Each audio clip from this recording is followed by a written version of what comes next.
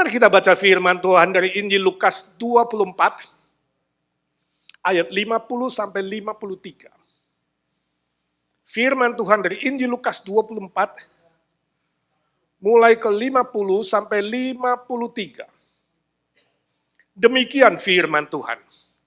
Lalu Yesus membawa mereka keluar kota sampai dekat Betania. Di situ dia mengangkat tangannya dan memberkati mereka. Dan ketika ia sedang memberkati mereka, ia berpisah dari mereka dan terangkat ke sorga. Mereka sujud menyembah kepadanya, lalu mereka pulang ke Yerusalem dengan sangat bersukacita.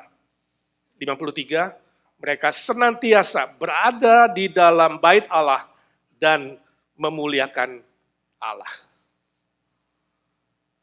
Saudara, suatu kali ada seorang bapak yang kaya raya, tapi juga terkenal pelit dan serakah.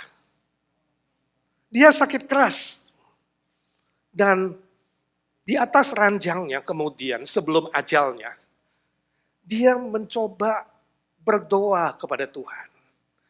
Dia katakan, Tuhan, kalau saya harus mati, izinkanlah saya bawa sebagian harta saya ke sorga. Nah, waktu dia berdoa demikian, muncul seorang malaikat dan berkata, "Hei, Pak Kasino, itu doa salah. Kamu tidak mungkin akan diizinkan membawa hartamu ke sorga." Lalu Pak Kasinonya bilang, "Malaikat, tolonglah sampaikan kepada Tuhan. Minta sedikit dispensasi. Coba kamu tanya dulu. Kan peraturan undang-undang itu bisa berubah. Coba tanya apakah boleh." Lalu malaikat itu balik, tanyakan kepada Tuhan, dan kembali lagi malaikat mengatakan, "Wah, luar biasa, belum pernah ada orang diizinkan membawa hartanya, tapi kamu diizinkan oleh Tuhan. Kamu boleh bawa 1 koper hartamu." 1 koper, wah seneng sekali ya Pak Kasino, lalu dia pilih koper yang terbesar.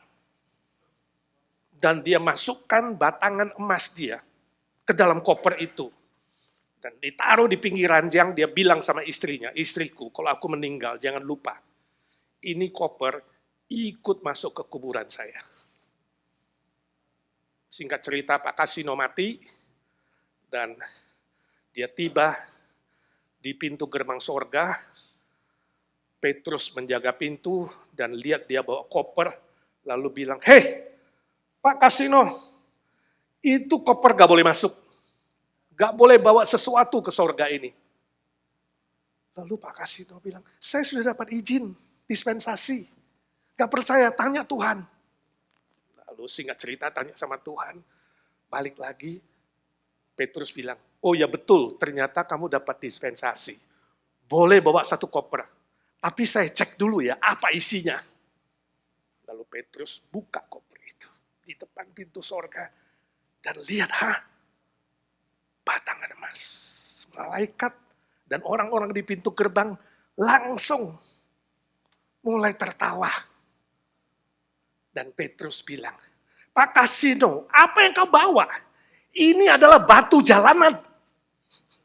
Gak berguna di sorga. Lihat tuh, jalanan semua dari emas."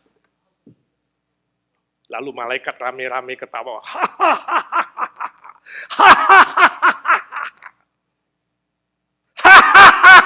Makin keras. Tiba-tiba, tak, Kasino sadar. Dia bangun dari mimpinya. Saudara, mungkin hari ini kau bermimpi untuk bawa sesuatu yang kau kumpulkan di muka bumi ini. Secara duniawi, secara sementara harta itu untuk dibawa ke sorga. Tolong dibatalkan. Sorga adalah tempat yang mulia, yang sempurna, yang kekal selama-lamanya. Sorga tidak pernah akan menerima harta dunia yang bersifat sementara. Harta atau sesuatu yang kau peroleh untuk dirimu, demi dirimu, dan oleh usaha-usaha yang bersifat duniawi yang sementara. Sebab itu ketika hari ini kita merayakan kenaikan Tuhan Yesus, Mari saudara, saya ajak saudara persiapkan dirimu dengan baik. Bukan saja persiapkan dirimu, kamu harus merespon dengan baik dan benar terhadap hari raya yang sangat-sangat penting ini. Kalau tadi kita sudah membaca sebagian dalam Kisah Rasul pasal pertama, konteks abad itu, pada catatan Kisah Rasul ketika Tuhan Yesus naik ke sorga, para murid bengong. Tercengang, lihat ke langit dan tidak tahu harus buat apa. Hanya menatap ke atas. Lalu muncul malaikat dan menegur mereka. Kenapa kalian hanya melihat ke langit? Ingat, Yesus yang naik ke sorga akan turun kembali dengan cara yang sama. Oh, mereka disadarkan. Lalu mereka merespon, pulang ke Yerusalem, dan mereka mengingat janji Tuhan, dan menanti datangnya Roh Kudus. Hari ini waktu kita membaca konteks Injil Lukas, dia memberikan kita sebuah jawaban yang konkret. Bagaimana seharusnya kita merespon terhadap kenaikan Tuhan Yesus. Itu sebabnya tema kita adalah, kalau Yesus sudah bangkit, lalu apa? Lalu kita harus merespon dengan benar sesuai firman Tuhan. Ada 3 hal yang kita bisa belajar dari para murid abad pertama ketika mereka merespon terhadap kenaikan Tuhan Yesus. Yang pertama, ayat 52a, mereka sujud menyembah Tuhan. Sujud menyembah Tuhan, istilah menyembah Tuhan di situ artinya menjadikan Tuhan Yesus yang naik ke sorga itu satu-satunya Tuhan, satu-satunya Allah yang benar, satu-satunya yang paling utama yang harus disembah dan dipuji dan dipuja. Artinya, Yesus Kristus yang naik ke sorga itu, yang sudah memberi fondasi kehidupan, yang sudah memberikan motivasi mereka hidup, itu harus menjadi hal yang paling penting dan utama di dalam kehidupan dan pelayanan para murid.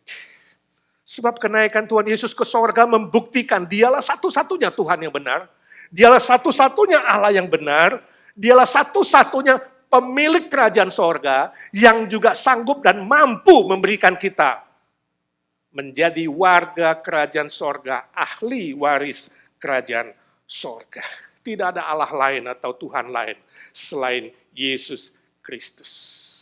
Permisi tanya saudaraku, hari ini siapa yang paling utama dalam hidup kamu? Siapa yang paling penting? Siapa yang saudara sembah dan puja di dalam hidup saudara? Harta kekayaan? Nama yang tersohor? Kuasa yang lebih besar? Kesenangan dunia? Nafsu kedagingan? Atau Tuhan Yesus yang sudah naik ke sorga? Itu yang paling penting dan paling utama. Kalau hari ini saudara harus memilih untuk mengikut Tuhan dan menyembah Tuhan Yesus yang naik ke sorga dan harta kekayaan yang besar, saudara pilih apa? Saya baca cerita suatu hari seminggu sebelum ulang tahun seorang istri,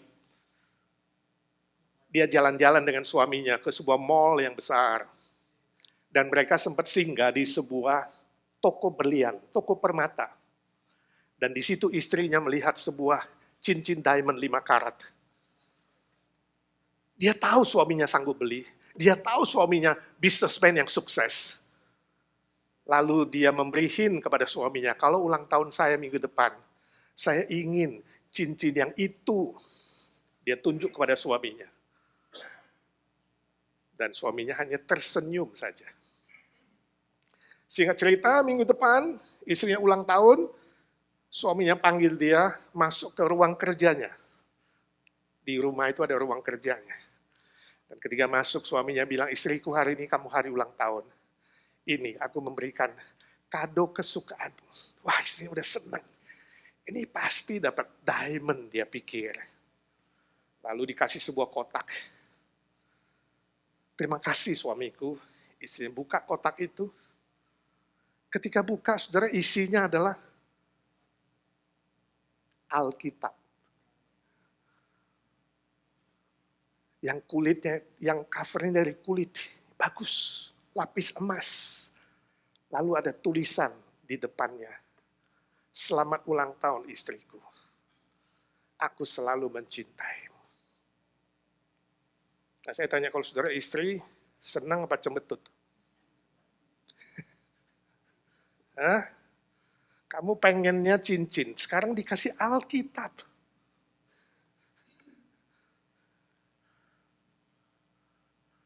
Pilih mana, saudara? Alkitab atau cincin? Tanya calon mertua dulu dah. Kalau mantumu beli kasih mas kawin. Saudara tahu menikah kan biasa kasih mas kawin. Anak perempuan mau diambil nih, lalu pihak laki-laki datang bawa mas kawin. Satu kotak. Sudah kira perhiasan, begitu buka, Alkitab. Marah apa senang? Halo calon mertua. Istri ini, istri bisnismen sukses, kaya raya, dia tahu suaminya bisa beli, tapi pelit.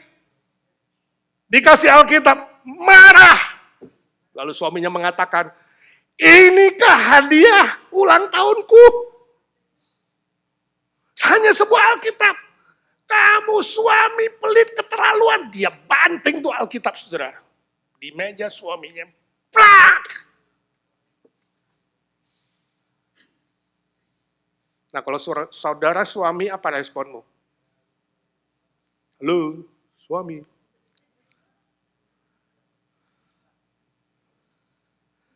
Ternyata waktu dia banting itu, Alkitabnya break, dalamnya keluar sebuah amplop kecil. Istrinya penasaran, lalu membuka itu. Diamond 5 karat yang dia inginkan ada di situ. Berukiran nama dia. Dan aku selalu mencintaimu. Saya tanya istri, malu gak? Lu.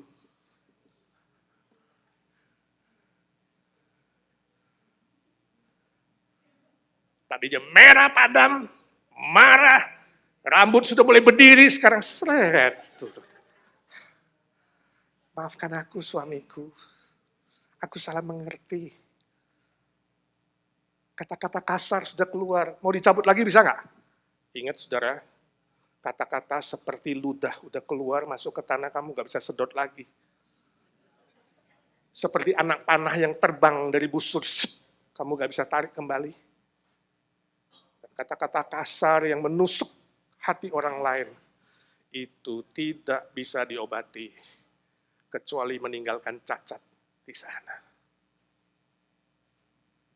Suaminya peluk istrinya dan berkata, istriku, memang kau adalah wanita yang paling penting di hidupku. Tapi ingat, Tuhan Yesus adalah yang paling utama dalam hidup kita. Setuju?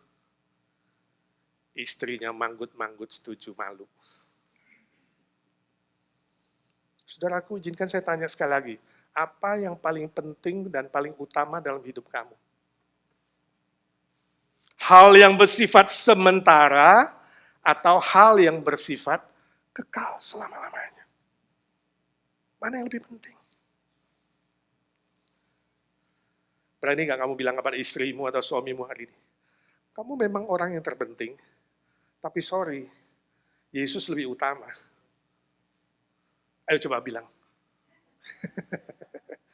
Sungkan ya. Biarlah kenaikan Tuhan Yesus ke sorga memberikan kita sebuah fondasi, dasar kehidupan, dan kekuatan, dan keyakinan untuk mengatakan Tuhan Yesus selain Kau, tidak ada yang paling utama dan paling penting yang aku puja, yang aku sembah di dunia ini. Amin. Yang kedua, lalu apa? Lalu 52b, para murid sangat bersukacita. Sangat bersukacita. Mereka kembali ke Yerusalem setelah dari Betania itu. Tadinya khawatir, tadinya gelisah, tadinya takut, tadinya gentar. Sekarang diganti dengan sukacita. Bahkan Alkitab mengatakan, sangat-sangat bersukacita. Sukacita yang memberi harapan baru. Sukacita yang memberi kekuatan baru. Sukacita yang memberi semangat baru. Dan misi yang baru. Tugas yang baru di muka bumi ini. Istilah sukacita di sini bukan sesuatu kegembiraan yang bersifat eksternal dari luar. Seperti kalau sudah dapat lotre, dapat hadiah, ya, dapat sesuatu yang bendawi lalu gembira sebentar, bukan itu. Sukacita di sini bersifat internal di dalam. Yang Tuhan taruh di dalam hati mereka. Yang tidak dipengaruhi oleh hal-hal di luar. Yang walaupun ada tantangan, walaupun ada kesusahan, walaupun ada kesulitan, tetap sukacita itu ada di dalam. Sebab Tuhan taruh di dalam. Sukacita yang memampukan orang Kristen untuk senantiasa mengucap syukur dalam segala hal. Gak gampang waktu Paulus mengatakan mengucap syukurlah dalam senantiasa dalam segala hal. Senantiasa loh, present time, present tense, selalu. Bersukacitalah senantiasa, sekali lagi, present tense. Dalam Tuhan gak gampang. Tapi kalau ada sukacita dari sorga, sukacita yang dibangun di atas fondasi kenaikan Tuhan Yesus ke sorga, dan kita tahu di situ sudah ada tempat tinggal kita, itu adalah fondasi dasar untuk bersukacita senantiasa, dan kita akan dimampukan. Amsal pasal 15 ayat 13 berkata, hati yang gembira membuat muka berseri-seri, tetapi kepedihan hati mematahkan semangat. Sekarang lihat kiri dan kanan, kira-kira orang di sampingmu patah semangat atau berseri-seri. Ilmu kesehatan memberitahukan kepada kita bahwa hati yang gembira, hati yang bersukacita membuat fisik kita, tubuh kita akan mengeluarkan hormon endorfin. Dan hormon endorfin ini akan meningkatkan daya kekebalan tubuh kita terhadap sakit penyakit, terhadap serangan dari virus dan bakteri. Sehingga tubuh kita menjadi lebih sehat. Kalau banyak ketawa. Kalau banyak tersenyum. Ya. Menjadi lebih sehat, menjadi lebih awet muda, menjadi lebih segar. Amsal 17 ayat 22 berkata, hati yang gembira adalah obat yang manjur, tapi semangat yang patah mengeringkan tulang kamu. Amsal Sulaiman sangat-sangat mengerti ini. Raja Salomo sangat mengerti kebenaran firman Tuhan.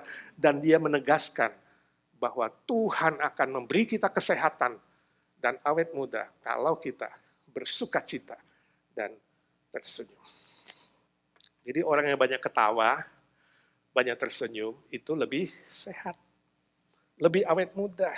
Ya, dan lebih menarik. Menurut studi, orang yang tersenyum atau tertawa hanya menggunakan 14 syaraf di wajahnya. 16 syaraf. Sehingga lebih segar dan lebih sehat.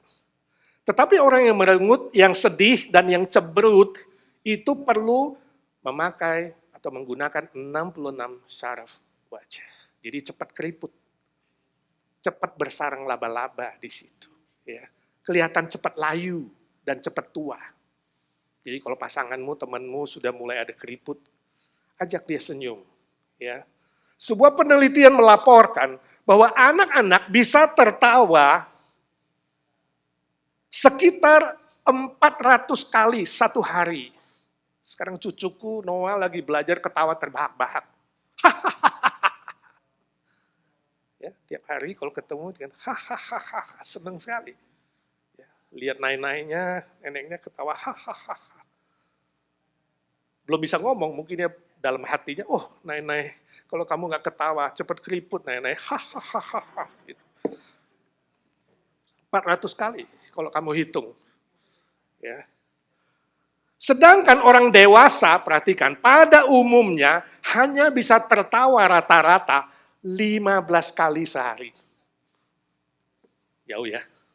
Nah, saudara, izinkan saya tanya, kamu sehari ketawa berapa kali? Mulai hari ini suami dan istri saling ngecek. Ketawa berapa kali? Ketawa sekali, catat. Kita cek dari pagi bangun sampai mau tidur, berapa kali? Kalau kurang dari 15, di bawah rata-rata. Di atas 15 caputo, tapi kalau bisa 100 kali ya. Anak-anak 400 kali. Bahkan saya udah cerita hal yang membuat yang lain ketawa, masih ada yang cembetut di sana. Keterlaluan. Sekarang tes. Ini ya salah satu obat, salah satu perbuatan yang kalau kamu lakukan kepada orang lain yang normal ya, langsung bales.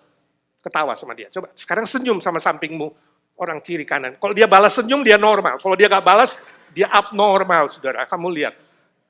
Karena secara normal, kalau kamu senyum sama orang lain, pasti dia balas senyum. Itu adalah bahasa universal. Nah, sekarang senyum semua deh. Dan saya tahu, saudara, walaupun ada gigi palsu, gak apa-apa. Ya, gak apa-apa, gak ada yang tahu. Ya, gak ada yang tahu, senyum saja. Senyum saja. Ya. Nah, studi ini memberitahu kita, manusia yang makin tua, makin bertambah umur, tersenyumnya dan tertawanya makin sedikit, makin berkurang. Ini salah besar bagi orang Kristen, mengerti? Orang Kristen harus sebaliknya. Kita adalah orang-orang yang sudah menerima sukacita sorga. Sukacita kepastian masuk sorga. Sukacita karena kita ada tempat di sana.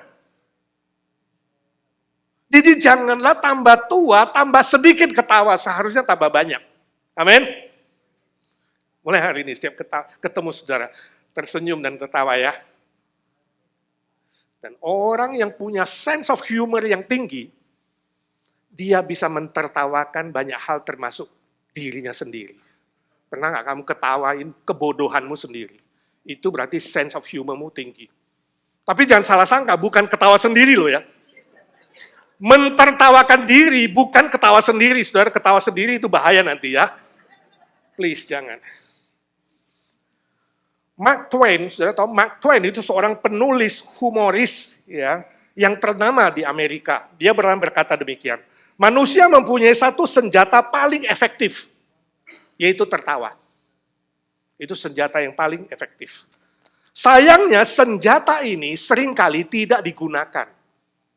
Akibatnya banyak orang menghadapi masalah di dunia ini, dia menjadi tambah berat dan tambah sedih dan akhirnya kalah terhadap kehidupan. Karena senjatanya nggak dipakai. Indah sekali ya tulisan ini. Tidak heran kalau ada masalah, ya, dia jadi stres, jadi sedih, jadi lemas, ya, jadi putus asa, lalu dia kalah dan depresi. Saudara, hari ini Tuhan Yesus sudah naik ke sorga, menyediakan tempat bagimu. Tidak ada alasan untuk tidak bersukacita. Amin. Ada persoalan apa yang membuatmu tambah khawatir dan tambah susah dan tambah sedih di dunia ini? Tidak ada seharusnya. Sebab tidak ada yang bisa memisahkan kita dari Kristus. Apapun itu. Baca Roma pasal 8. Memang hidup di dunia ini cukup keras. Apalagi di zaman akhir ini cukup kejam. Cukup sadis. Banyak tekanan, cobaan, ujian, perbuatan-perbuatan yang tidak fair. Yang membuat kita itu gampang jatuh. Dan gampang menyerah dan kalah. Tapi kalau saudara sadar bahwa ada kenaikan Tuhan Yesus ke sorga. Menjadi sebuah fondasi hidup kamu. Sekali lagi, kamu pasti dimampukan untuk hidup bersukacita dan berkemenangan. Amin. Biarlah malam hari ini, saudara diperbaharui. Minta Tuhan Yesus satu kali lagi mencurahkan sukacita sorgawi itu masuk ke dalam hatimu yang paling dalam, internal, yang tidak bisa diambil oleh siapapun dan apapun. Yang ketiga, terakhir, memuliakan Allah. Lalu apa? Lalu mereka memuliakan Allah, 53. Konteks di situ mereka senantiasa berada dalam bait Allah dan memuliakan Allah. Konteksnya adalah mereka setia dan disiplin dalam beribadah kepada Tuhan. Di gereja, seperti kita ini, seperti saudara. Walaupun sibuk, walaupun capek, saudara datang. Walaupun liburan, kadang-kadang saya nggak mengerti ya. Liburan jatuhnya hari Minggu, kadang-kadang liburan orang Kristen lagi. Ya. Tapi orang Kristen nggak merayakannya. Pergi jalan-jalan. Ya. Pernah nggak saudara pikir itu? Aneh kan? Tapi kalau agama lain saya lihat kalau mereka hari besar agama, mereka nggak berani tuh kalau nggak ke bait Allah. Mereka beribadah dulu, kemudian baru jalan-jalan. Itu bedanya ya, kamu mengerti anugerah Tuhan atau tidak mengerti anugerah Tuhan. Konteksnya adalah beribadah dengan disiplin dan setia di gereja Tuhan. Nah, dalam konteks yang lebih luas, memuliakan Allah berarti memiliki kesaksian hidup yang baik dan benar. Yang membuat orang lain memuji Tuhan dan memuliakan Tuhan. Karena melihat hidup kamu punya kesaksian yang baik. Hidup yang tidak menjadi batu sandungan bagi orang lain. Hidup yang menjadi berkat untuk orang lain. Dan mereka bangga. Wah, hebat ini orang Kristen ya. Kita ikut bersyukur dan memuji Tuhan. Karena kamu sungguh-sungguh Kristen yang sejati. Nah, itulah adalah bukti dari orang Kristen yang sungguh mengalami kuasa kenaikan Tuhan Yesus ke sorga. Inilah gaya hidup orang Kristen yang sejati, yaitu yang sungguh-sungguh mencerminkan warga kerajaan sorga. Mencerminkan kemuliaan Tuhan Yesus yang sudah naik ke sorga. Contoh seperti kalau saudara di gereja atau di mana, di restoran, kayak lihat ada anak kecil yang nakal bukan main. Kerjanya teriak-teriak, nangis kenceng-kenceng, mukul anak orang lain, manjat meja, manjat kursi. Ditegur gak mau dengar, melawan orang dewasa, ngomongannya itu juga yang gak sopan. Nah, kira-kira kalau lihat anak begitu di gereja atau di restoran atau di tempat saudara kerja, respon saudara apa? Ini anak siapa ya? Kita tanya kan, ini anak siapa ya? Bapaknya mana ya? Jadi anak yang nakal, yang kena siapa? Bapaknya. Sama saudara, istilah memuliakan dalam akar katanya secara hurufi artinya mencerminkan, bercermin. Kalau kamu bilang hidupmu memuliakan Tuhan, harusnya hidupmu mencerminkan Tuhan. Mencerminkan Bapa yang di sorga. Permisi tanya, apakah selama ini hidupmu sudah merefleksi, mencerminkan karakter dari Tuhan Yesus, hidup dari Tuhan Yesus, Bapa yang di sorga. Saya dengar kesaksian teman saya, satu orang teman di LA sini, suatu hari dia jalan-jalan ke park. Lalu di sana dia ketemu seorang ibu lagi jaga seorang anak. Lalu dengar ibu ini ngomong, kok bahasa Indonesia ya? Jadi dia tahu, oh ini ibu orang Indonesia ini. Ya, bawa seorang anak, ya. Lalu teman saya mendekati, ngobrol-ngobrol, kenalan. Habis kenalan, kemudian dia tergerak menyampaikan tentang Yesus. Ceritanya mau kabarkan Injil. Ya, ajak dia ke gereja, ngobrol. Lalu waktu tanya ibu ini, apakah ibu mau percaya sama Tuhan Yesus? Dan ke gereja. Langsung ibu itu jawab, sorry ya, percaya Yesus ke gereja Indonesia, gak usah ya. Mas, saya kasih tahu kamu ya, saya bukan orang baru di LA ini. Saya sudah puluhan tahun di sini. Dan saya kenal hampir semua gereja Indonesia dan orang-orangnya. Orang Indonesia, orang-orang Kristen yang ngaku Kristen tuh ya, kerjanya suka berantem, suka ribut, suka berkelahi, gereja pecah-pecah. Gak usah cerita tentang Yesus, gak usah ajak saya ke gereja. Nah, bayangkan kalau saudara ketemu orang begitu, bagaimana saudara jawab? Sulit kan?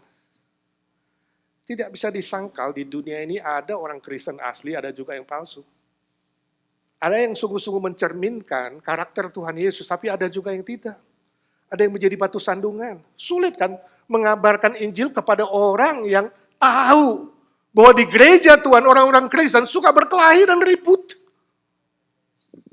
Ini contoh nyata, real dari orang-orang Kristen yang tidak memuliakan Bapa di sorga.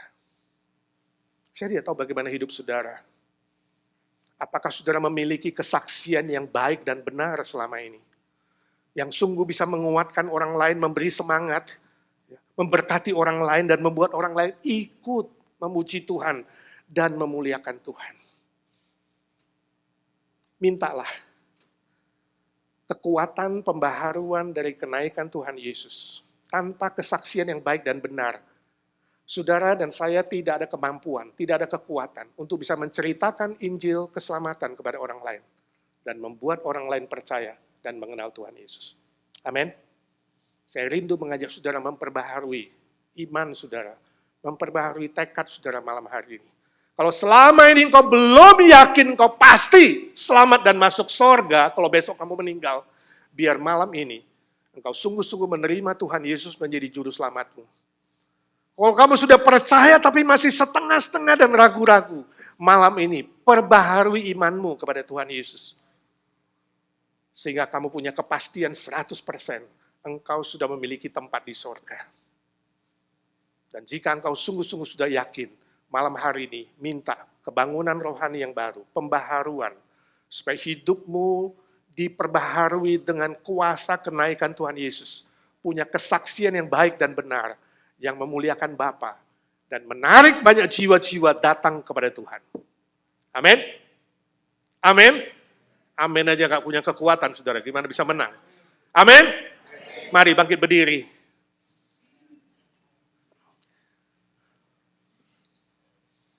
Kita berdoa, angkat tangan saudara kepada Tuhan. Bapa di sorga, hamba-Mu berdoa bagi mereka yang belum sungguh-sungguh percaya dan menerima Kristus sebagai Tuhan dan Juru Selamat mereka, biarlah hari ini Tuhan. Tuhan berikan kerendahan hati untuk mengakui dosa di hadapan-Mu. Berikan kerendahan hati dan iman untuk percaya Tuhan Yesuslah satu-satunya Juru Selamat, satu-satunya Tuhan dan Allah yang sejati, pemilik kerajaan sorga. Tulis nama mereka dalam kitab kehidupan. Bagi yang ragu, bagi yang tidak sungguh-sungguh yakin, hamba-Mu berdoa dalam nama Tuhan Yesus, meteraikan nama mereka di dalam kitab kehidupan. Perbaharui iman mereka ya Tuhan, dengan kuasa kenaikan Tuhan Yesus. Dan malam hari ini pulang dengan kebangunan rohani yang baru. Dan kami semua yang sudah yakin, ya Tuhan, sekali lagi curahkan sukacita sorgawi, curahkan kuasa Roh Kudus, urapan Roh Kudus, agar kami semua bertekad malam hari ini, diperbaharui oleh Tuhan, memiliki kesaksian hidup yang baik dan benar, untuk kemuliaan-Mu, dan menjadi berkat bagi banyak orang lain. Terima kasih Tuhan, sebab Engkau sudah dengar doa kami. Kami minta dalam satu nama Tuhan Yesus Kristus, satu-satunya Juru Selamat, dan penebus kami, Allah segala Allah, Tuhan segala Tuhan, Raja segala Raja, yang hidup selama-lamanya. Amin.